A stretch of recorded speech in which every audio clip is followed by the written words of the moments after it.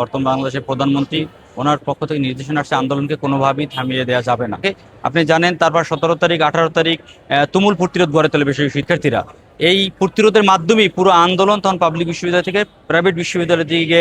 আমরা শিক্ষার্থীদেরকে বলি সবসময় যে আমরা তোমাদের ভাই, আমরা তোমাদের কখনোই লিডার নয়, আমরা আমাদের কোনো প্রভাব কোনো শিক্ষার্থীদের উপরে বিস্তার করি না।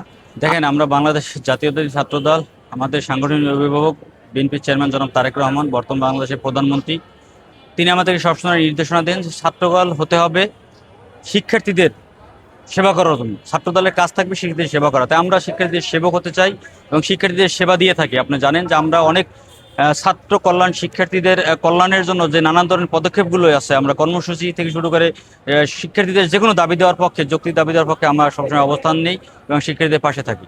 তাই আমাদের ছাত্রদলের অবস্থানই আসলে শিক্ষার্থীদের পক্ষে, শিক্ষার্থীদের কল্যাণে যে কোনো কাজ করার জন্য আমরা সবসময় উদ্বিগ্ন থাকি। বিএনপির চেয়ারম্যান, তখন ভারপ্রাপ্ত চেয়ারম্যান ছিলেন বিএনপি, ওনার পক্ষ থেকে নির্দেশনা আসছে আন্দোলনকে কোনোভাবেই থামিয়ে দেওয়া যাবে না। এই বেসরকারি বিশ্ববিদ্যালয়কে এখন কাজে লাগাতে হবে। তার নির্দেশ পাওয়ার সাথে সাথে আমি অর্গানাইজ করা শুরু করেছি। সকল বিশ্ববিদ্যালয় আমাদের নেতৃবৃন্দদেরকে আমরা নির্দেশনা দিয়েছি। এখন আর আমাদের শাহবাগ কেন্দ্রে এবং ঢাকা বিশ্ববিদ্যালয় কেন্দ্রে আন্দোলন করার দরকার নেই। আমাদের এখন প্রাইভেট বিশ্ববিদ্যালয়ের স্ব ক্যাম্পাসের সামনে এবং প্রাইভেট বিশ্ববিদ্যালয়ের যে জোন ভিত্তিক, আমরা ঢাকাতে যে কয়েকটি জোন আছে, প্রায় 8 থেকে 9টি জোনে আমরা ভাগ করে দিয়েছি, সেই জোন ভিত্তিক আন্দোলনগুলো গড়ে তোলার চেষ্টা করেছি।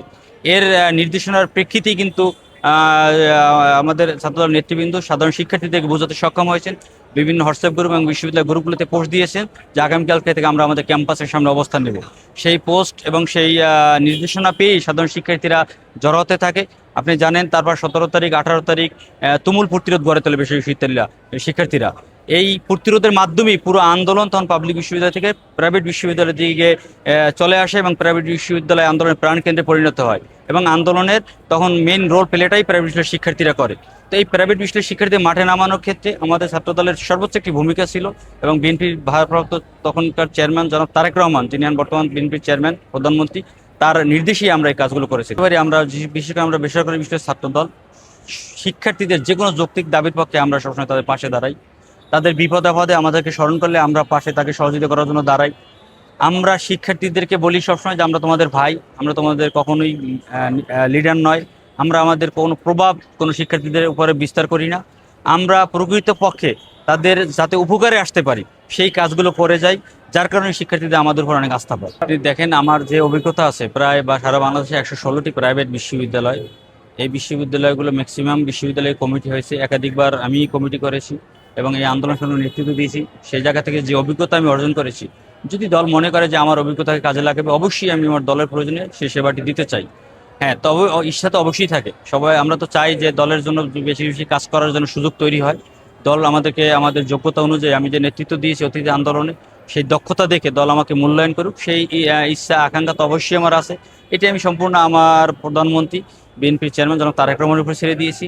উনি অবশ্যই এই বিষয়গুলো বিবেচনা নেবেন বলে আমি আশাবাদী। যে আমরা যখন বিরোধী দলে থাকি তখন রাষ্ট্র ক্ষমতায় আসার জন্য এবং বিরোধী দলের অনেক বেশি কর্মসূচি থাকে এবং তখন বিরোধী দলের কার্যক্রম অনেক বেশি থাকে পলিটিক্সে। যখন সরকারি দলে চলে আসে তখন আমাদের কাজ থাকে শিক্ষার্থীদের কল্যাণমুখী কিছু কর্মসূচি থাকে। আমাদের কাজ থাকে সরকারের সাথে, সরকার যেন শিক্ষার উন্নয়ন, কর্মসংস্থান, বেকার দূরীকরণ নিয়ে নানান ধরনের কাজ করতে পারেন। তখন আমরা মূলত শিক্ষার্থী বান্ধব কিছু কর্মসূচি ইন্টারনেটে দিয়ে থাকি। আমাদের রাজনৈতিক কর্মসূচি তখন কমে আসে, তখন আসলে আমাদের সেবাটা বাড়িয়ে দিতে হয়। সেই জায়গা থেকে আমরা এখন আসলে আমাদের ক্যাম্পাসের উন্নয়ন, শিক্ষার্থীদের উন্নয়ন, হলের উন্নয়ন, নানানমুখী কর্মসূচি নিয়ে আমরা ব্যস্ত এবং সেই জায়গা থেকে আমরা সরকারের দৃষ্টি আকর্ষণ করার চেষ্টা করি যে শিক্ষার্থীদের এই চাহিদা আছে ক্যাম্পাসে, এই চাহিদার আলোকে শিক্ষার্থীদের জন্য যদি গভর্নমেন্ট বাস্তবিক পদক্ষেপ নেয় তাহলে শিক্ষার্থীরা উপকৃত হবে। সেজন্য আসলে রাজনৈতিক কর্মসূচি কম থাকে।